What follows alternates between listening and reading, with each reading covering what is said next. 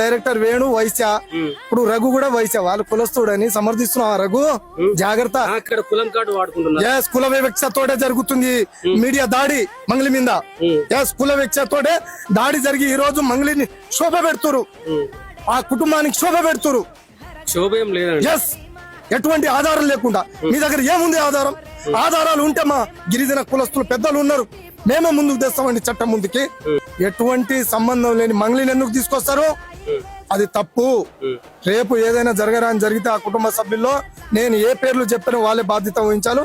గిరిజన జాతి మాత్రం సహించదు, వాళ్ళకి తగిన బుద్ధి చెప్తుంది.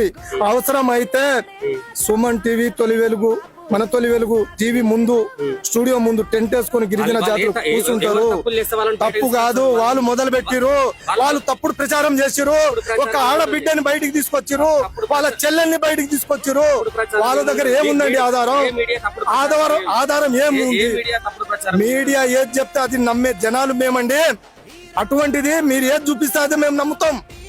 రఘు చూపించిండు, అదే నమ్మినాం. అక్కడి నుంచి మొదలైందండి. తప్పుడు చూపించిండు.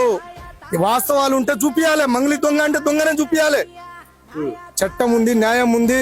ఆ సుబ్బారావు కోట్ల చుట్టూ తిరగాలి, స్టూడియో చుట్టూ ఎందుకు తిరుగుతున్నారండి? కరెక్ట్ కాదు. దయచేసి వాస్తవాలు చూపించండి, మా గిరిజన జాతిని ఎదగనివ్వండి. ఒక ఆడబిడ్డని వదిలేయండి ప్లీజ్.